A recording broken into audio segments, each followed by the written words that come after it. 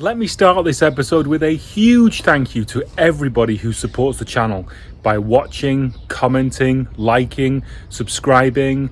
Patreons, you are awesome in your pledges to support the channel. I hope you like the unique content that you guys are getting over there, the pictures, the videos and all that good stuff. Plus the people who have bought the merch. I look at the analytics and see things getting sold, I think 4 items up until now, which is amazing, and thank you so much. Everything you guys do supports the channel and grows it and allows me to do crazier builds. So this episode, we've actually taken one step forward and one step back. Let me explain. At the end of last episode, rain stopped play. Happily, that's not the case today. It's a short day, it's a work day, so I can only do a few hours on it. But we left the last episode by chopping this out. Now, let me show you something. Oh.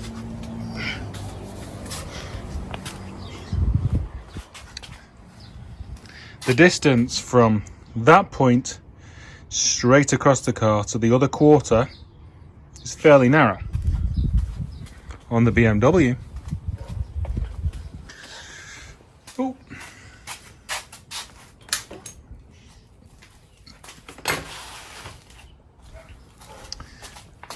the distance from that point to the other side is wider. So that is going to be sitting outside of the Beetle quarter in some way, shape or form, and we're going to have to make some modified panels to cover it. What that means is I'm not going to be boxing in the rear quarter yet until it gets lowered down and we see where the interference is, because we're assuming it's going to be right there. So that is the step forward, because we don't have to touch that for now. The step back is this area. So we all know we've got the box section inside. That's awesome. On the front, this is 16 gauge. Now, I don't know if that's strong enough to run like an outrigger from the BMW 2. Somebody brought that point up and it's very true. It's only 16 gauge. What I think I'm going to do, so obviously I'm going to attack this side now. I'm not going to put this finish panel on this side, and I'm going to leave that for now until I lower the body down and just see if I can figure some stuff out. But this side, I'm only going to put the box section inside. I'm not going to cover it, because we may be taking this cover off and running the outriggers direct to that boxing inside and then creating some kind of finished panel. So yeah, that's the step back. So I'm kind of in the same place. Right, so now on with this side.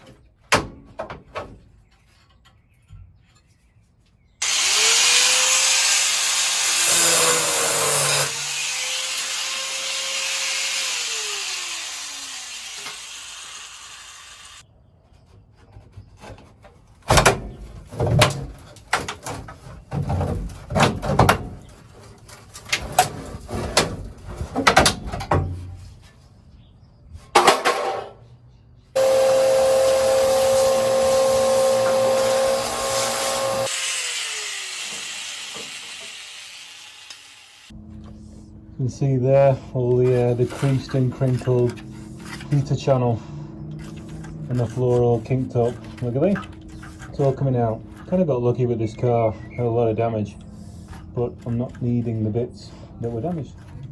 Yay!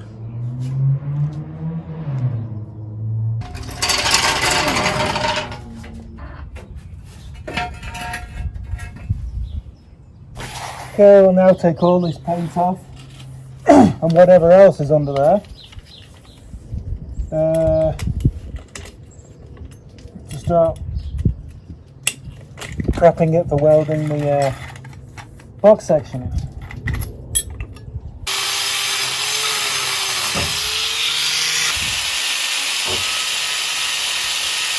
At the front, pretty much same condition as the other side. Nice metal. This is, by British standards, the cleanest 1303 that ever lived. By American standards, just a bit of a grotty botty. Yep. So that's fine, because as I say, I think the rear beam mount in the BMW is going to be up around here somewhere. So I think this is all coming out around the back. Bit grotty, but as I say, I think that's all coming out. We will know when we lower it down for the first time. And unfortunately, this is the point at which I have to go to my job that I don't like. So, not a bad, day. We're going to be modifying that. That is not right. What I'm going to be doing, one gentleman said, as I said earlier on, we need to be mounting outriggers from the BMW to this, not 16 gauge sheet. So what's going to be happening is I'm going to be running, this is going to be welded in. God damn, how busy is the airport today? Come on, seriously.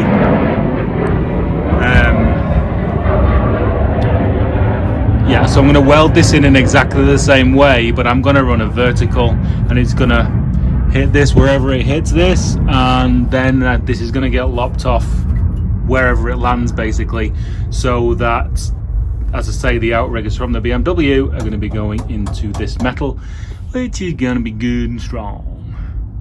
And again, I'll chop the back like I did that one, but I'm not going to touch anything on it because we don't know how the rear beam mount is going to affect it. Okay, see you tomorrow. And on the subject of said outriggers, this is where we're at. I just thought to have a look. Unfortunately, the Bodie dog is getting old and he has a lot of vet visits now, and we have one in about 10 minutes, so it's cutting my day in half on my day off. So that there is the chassis leg. Okay, the continuation of the chassis leg. Damn strong point. Ends there. At that point. Okay? And then the back of the floor is there when it goes up behind the seats. Now, that is that. See, there's a spot weld there, and there's a spot weld there. So here is the inside of that chassis leg. What I'm thinking is, I'm going to cut a hole in this, open that up, measure it, and then run some real thick box section inside and continuing all the way to the strong part back there. Then the outriggers can run straight out here. Now the cut line is approximately there. I think it's going to be further in, but it's approximately there. The outriggers can run straight out to that box section in the Beetle sill, and that is where I'm at with how we're going to attach the two. I don't want to just be welding this thinner metal to the Beetle. I want something real thick, 4 or 5 of them down here. And then obviously all the rest of the mounting of the body around everything else. So that's where I'm at. That is my design so far. Alrighty then. So, chopped out the top of that chassis leg. As you can see, there's a big old bloody belly on it right there, but the bottom width is 2 inches. And I just happen to have some 2-inch box section right there. I was going to try and keep this, but I can't slide the bugger in. Oh yeah, fucking perfect. Shit balls. Shit and fucking shit. Yes, I know there's going to be a seat issue. I have realised that. As the car's only going to be like that wide anyway, I'm losing, maybe Kirky Ray seats? Something like that, I think.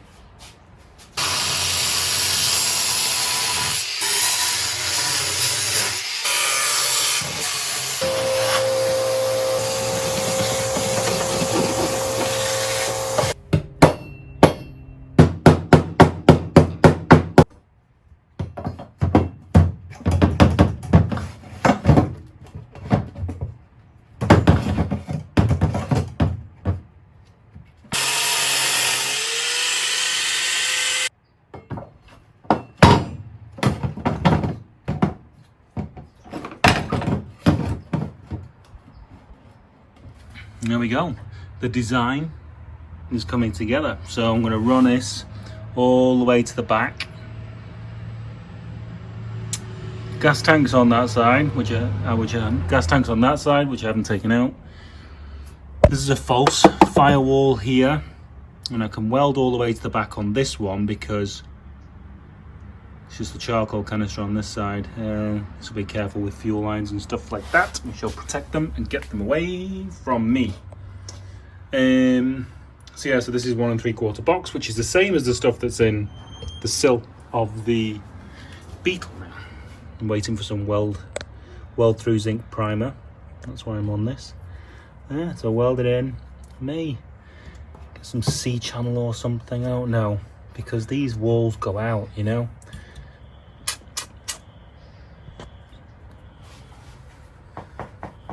And what the solution to that will be, let's have a think. The steel has been got, and this next bit is going to be brutal. Well, I just removed sound deadening, did the heat gun trick as opposed to the frozen ice, whatever it's called. What's it called? Dry ice trick.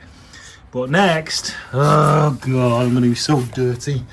I got to get all this under sealer and crap off the bottom of here, so I've got something clean to weld to. Oh joy. Oh joy. Every bit as brutal as I thought it was going to be, and I'm not even finished yet.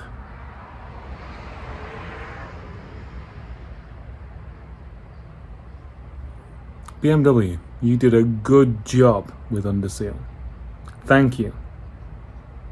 Wow, this is a dirty job. Yay. We're getting there. We're getting there. Some shiny metal happening. Oh, and underneath we have lots of that. We have some shiny metal as well. Okay. Okay, keep on keeping on. Got some weld through primer. There we go. Doing things properly.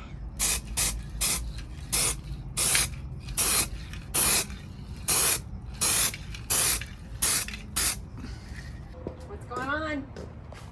Cutting holes. Where are the holes? Besides everywhere. In the BMW. So, I chopped that out. That's the chassis leg, so that runs from the from the front to the back of the car, but not quite, which is the strongest part of the car.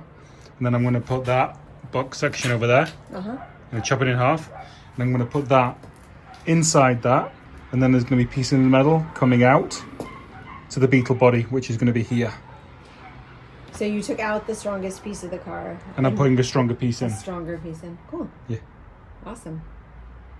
So this is going to be a safe and thrilling ride?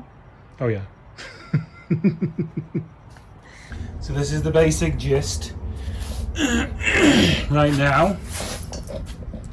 So right now there's a lump here, so I'm going to trim that, and then I'm going to insert it in there a little bit.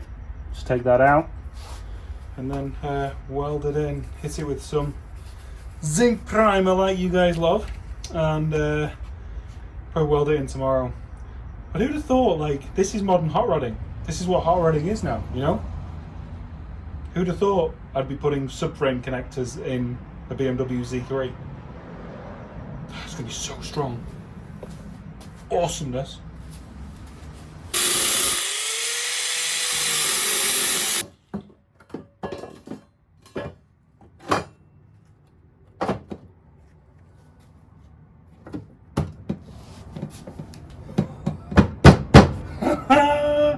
Oh my god. Oh. Wow. Wow. Wow. Wow, wow, wow. Oh my god. Fuck. That is so cool. Wow. Wow. Oh. It all makes sense now. It all makes sense. Super simple. Steel coming off there. And then there's a load of wire. Ooh.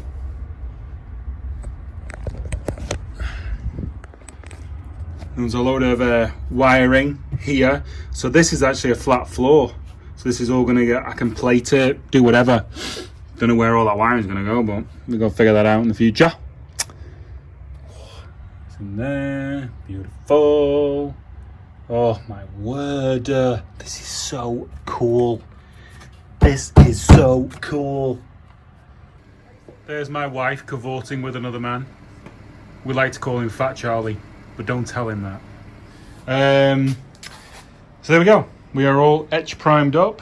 Got a bit more under seal to take off at the back of there, so I can weld on the underneath. But tomorrow, this is going to be getting welded in, and then hopefully we'll have enough time. We'll do the other side, and then I've got the metal today for a new diff mount. Let me start on that. And more bracing, a lot more bracing I'm going to be putting in here, crossing it and diagonaling it and everything. Bought plenty of steel. It's completely level now and there's no weight in the back, so the chassis doesn't move. Even though it's on axle stands, I can brace it like this. I braced it before, as you guys saw in the last episode, and then I put it on the ground and cut the bars and saw if it moved, and it didn't. So I'm very happy to do that. And then, yeah. Oh, I'm Bodie Dog. And this is the main reason why we're stopping early tonight. This is Bodie. He's an awesome dog and he's getting old. And he got put under today for various cameras in various places and various scans and various this and various that. So we're waiting for all the results on him. But we're having a family big hug night tonight. Huxley's there as well. He's shy. And in the next episode, we're going to be hitting it with the welding stick. Thanks again to Patreon and all the people who have bought merch. You guys have a great day, and I'll see you next time.